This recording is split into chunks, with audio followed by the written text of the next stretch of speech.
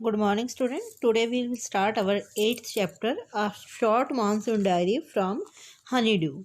Do you know what is the diary means? Diary, when we write our experiences, our feelings, our thoughts on any paper, that is called the diary writing or diary entry. We treat diary like a friend, हम diary को एक friend की तरह treat करते हैं. That means in diary we keep our record of our personal experiences. हमारे जो personal experiences होते हैं उसका हम एक रिकॉर्ड मेंटेन कर रखते हैं.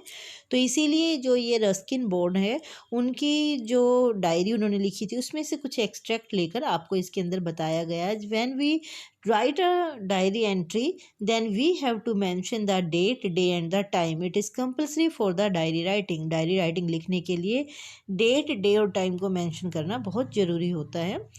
Do you know what is diaries? It is a record of personal experiences written day after day over a long period of time. क्या आपको पता है कि डायरी क्या होती है?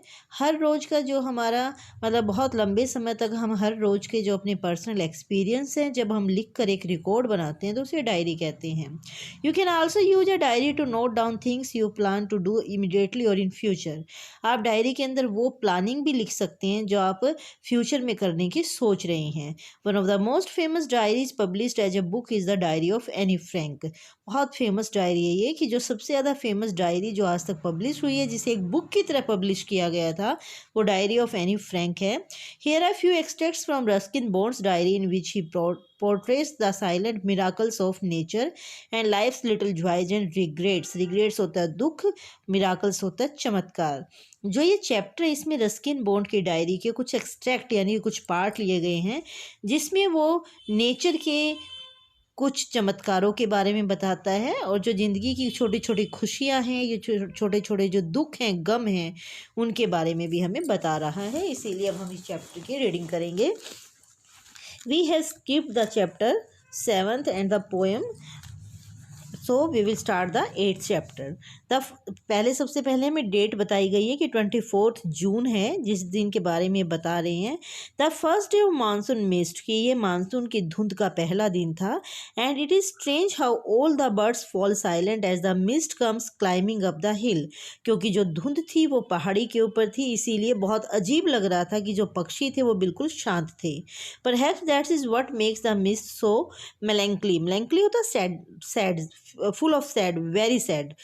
शायद इसीलिए जो धुंध है वो बहुत ज़्यादा उदासी से भरी हुई नजर आती है. Not only does it conceal the hills, conceal होता है किसी चीज़ को छिपाना, सिर्फ ये पहाड़ियों को ही नहीं छिपाती है. It blankets them in the silence too. Blankets होता है कवर करना. यह उन्हें साइलेंस यानी कि यह उन्हें शांति से ढक देती है. जैसे बहुत धुंध पड़ती है, जब बहुत ओस होती है तो हर तरफ जो है वो बहुत वहाँ पर बहुत ज़्यादा स्टिल, क्वाइट एंड बहुत ज़्यादा साइलेंट हो जाता है जो एटमॉस्फेयर होता है. क्योंकि लोग जो हैं ऐसे मौसम के अंदर बहुत ज़्यादा एक्टिवली बाहर नहीं निकलते हैं. तो इसीलिए कह रहे हैं कि धुंध जो है वो सिर्फ उदासी से भरी हुई नहीं लगती, क्योंकि ये सिर्फ छिपाती नहीं है पहाड़ियों को, बल्कि ये हर चीज़ को शांत कर देती है. ओनली एन आवर एगो the trees were ringing with bird song. 1 घंटे पहले ही जो पेड़ थे उनके ऊपर पक्षियों के गीतों की आवाज़ थी. And now the forest is deathly still as though it were midnight. अब जंगल बिल्कुल इतना शांत था कि जैसे कि आधी रात हो गई है. Through the mist Biju is calling to his sister. धुंध में बीजू अपनी सिस्टर को बुला रहा है. I can hear him running about on the hillside. मैं पहाड़ी के पास उसे दौड़ते हुए उसकी आवाज़ को सुन सकता हूँ. But I can't see him, लेकिन मैं उसे देख नहीं सकता. क्यों नहीं देख सकते? क्योंकि जो पहाड़ी है उसके ऊपर मिस्ट यानी कि उसके ऊपर धुंध छाई हुई है, इसीलिए धुंध में वो उसे दिखाई तो नहीं दे रही हैं. कह रहा है कि सिर्फ मैं उनकी आवाज़ को सुन सकता हूँ. अब आगे हमें दिया 25 जून का. Some genuine early monsoon rain, warm and humid and not that cold high altitude stuff we have been having all year. कि कुछ जैसे जल्दी मानसून में बारिश शुरू हो जाती है, हल्की सी गर्मी, हल्की सी नमी वाला मौसम था. जैसे हाई यानी कि बहुत ज़्यादा ऊंचाइयों पर जैसे बहुत ज़्यादा ठंड के बारे में माना जाता है जो पूरा साल रहता है, वैसा अभी इतना ठंडक नहीं थी. The plant seems to know it too. ऐसा लग रहा था पौधों को भी इस मौसम के बारे में पता है. And the first cobra lily rears its head from the ferns, ferns होते हैं छोटे छोटे जो पौधे होते हैं जिनके अंदर फूल नहीं लगते हैं, सिर्फ उनके अंदर हरे हरे पत्ते होते हैं, उसे फर्न्स बोलते हैं। As I walk up to the bank and post office, जब मैं बैंक और पोस्ट ऑफिस के पास से गुजरा तो मैंने देखा कि जो फर्न था उसके अंदर से पहला कोबरा लिली का जो पौधा था वो बाहर की तरफ निकल रहा था। The mist affords a certain privacy, जो धुंध है उसके अंदर एक निश्चित रूप से प्रिवेसी होती है, यानी कि उसके अंदर किसी और का इंटरफेयर नहीं होता है, चारों तरफ शांति होती है। A school boy asked me to describe the hill station and valley in one sentence, एक स्कूल जाने वाले बच्चे ने मुझसे कहा कि मैं हिल स्टेशन और वैली को सिर्फ एक ही सेंटेंस में बताऊं। And all I could say was a paradise that might have been, तो मैं उसे सिर्फ इतना ही कह सकता था कि एक स्वर्ग होता है, दैट माइट हैव बीन, यानी कि एक स्वर्ग जिसे हम देख सकते हैं, यानी कि एक ऐसा स्वर्ग जो होता ही है। दैट मीन्स कि वहाँ पर बिल्कुल शांति थी, कोई नॉइज नहीं था, बर्ड्स भी साइलेंट थे, एटमॉस्फेयर जो है वो मिस्ट से कवर्ड था, ढका हुआ था, पहाड़ियों पर भी कोई शोर नहीं था, हल्की हल्की बारिश हो रही थी, नमी वाला मौसम था, बहुत ज़्यादा ठंड नहीं थी, जो प्लांट्स हैं, जो ग्रीन प्लांट्स हैं वो बाहर निकल रहे थे, तो इसलिए वो पूरे के पूरे उस टाइम के मौसम को, वेदर को डिस्क्राइब कर रहा है। उसके बाद हमें 27 जून के बारे में बताया गया है। The rains have hurdled the arrival of some seasonal visitors, बारिश के कारण जो उस मौसम में कुछ विजिटर्स यानी कि जो कुछ यात्री होते हैं, यानी कि कुछ लोगों के आने की अनाउंसमेंट हो गई थी। हर्डल्ड होता है अनाउंसमेंट, यानी कि उनकी खबर पहुंच गई थी कि जैसे ही बारिश का मौसम शुरू हुआ है ये विजिटर भी आ जाएंगे। उसमें क्या था, एक लेपर्ड एंड सेवरल थाउजेंड लीचीज, यानी कि उस मौसम में तेंदुए बाहर आ जाते थे और कई हजार लीचीज भी बाहर आती, लीचीज होती जिसे आप जौंक बोलते हैं। Yesterday afternoon the leopard lifted a dog from near the servants quarter below the school, school के नीचे जो सर्वेंट के क्वार्टर बने हुए थे उनके पास से एक लेपर्ड यानी कि एक तेंदुए ने कुत्ते को उठा लिया था। In the evening he attacked one of Bijju's cows but fled at the approach of Bijju's mother who came screaming imprecations, imprecations होता है कर्सेज, यानी कि गालियाँ किसी को निकालते हुए।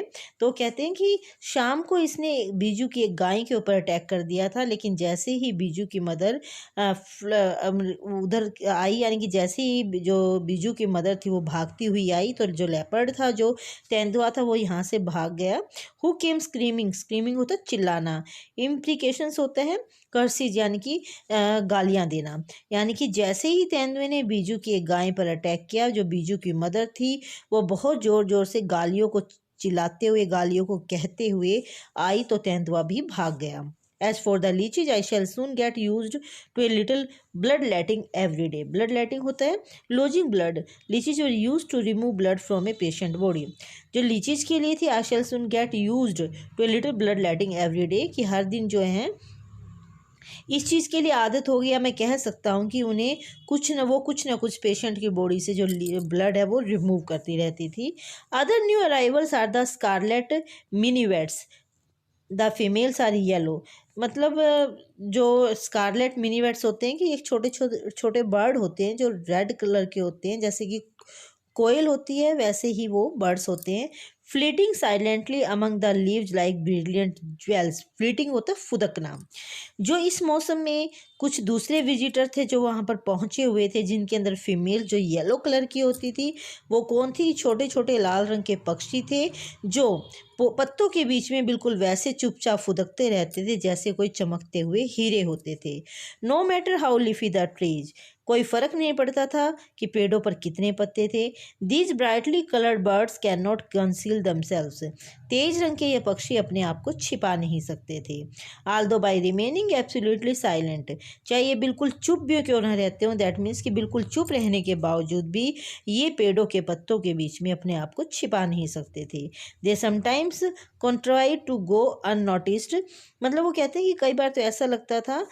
Along come a pair of drongos, ड्रॉन जो गॉज होता है कि मतलब एक गीत गाने वाला पक्षी है, उसको लिए यूज किया जाता है। Unnecessary aggressive chasing the minivets away, मतलब से they sometimes contrive to go unnoticed, कई बार वो ये कोशिश भी करते थे कि वो चुपचाप वहाँ से, यानी कि किसी के ध्यान में आए बिना ही वहाँ से चले जाएं, क्योंकि उनके ऊपर एक जो गीत गाने वाला पक्षी था जिसका नाम ड्रोग्रोस था, वो कई बार बहुत गुस्से से बिना किसी ज़रूरत के भी इनका पीछा करता रहता था। इसीलिए ये अपने आप को बचाने के लिए कोशिश करते थे कि इन्हें कोई ना देखे और ये बिना किसी के देखे वहाँ से निकल जाएं। A tree creeper moves rapidly up the trunk of the oak tree. Creeper होता बेल, यानी कि जो एक ओक का पेड़ था उसके तने से एक बेल तेजी से ऊपर की तरफ चढ़ रही थी। Snapping up insects all the way, ये अपने रास्ते में आने वाले हर इंसेक्ट्स को स्नैप कर रही थी, हटा रही थी, यानी कि अपने अंदर ही लपेट रही थी। Now that the rains are here there is no dearth of food for the insectivorous birds. क्योंकि वो कहते हैं कि अब बारिश हो रही थी तो इसीलिए जो इंसेक्टिवोर्स कौन होते हैं कि who take their food on the insects, जो इंसेक्ट से अपने खाने को लेते हैं, यानी कि जो इंसेक्ट्स को एज अ फूड कंज्यूम करते हैं। आपने उसमें पढ़ा होगा साइंस में, एक तो होता है हर्बीवोरस, एक होता है ओमनीवोरस, एक होता है इंसेक्टिवोरस। हर्बीवोरस वो होते हैं जो प्लांट्स को खाते हैं, ओमनीवोरस होते हैं जो प्लांट्स को और एनिमल्स दोनों को खाते हैं, और इसी तरीके से इंसेक्टिवोरस वो होते हैं जो इंसेक्ट्स को खाते हैं। तो वो कहते हैं कि जो इंसेक्टिवोरस बर्ड्स थे उनके अंदर डर्थ होता कमी, कि अब खाने की कोई कमी नहीं थी क्योंकि वहाँ पर बारिश हो रही थी। इसीलिए वो कह रहे हैं कि जो बेल हैं वो पेड़ों के ऊपर चढ़ रही थी, पक्षी वहाँ पर आ रहे थे, जो अलग अलग तरह के जानवर थे वो भी बारिश के मौसम में बाहर निकल रहे थे। So the students, you will read the first part of this chapter and today we will continue the second part. Thank you.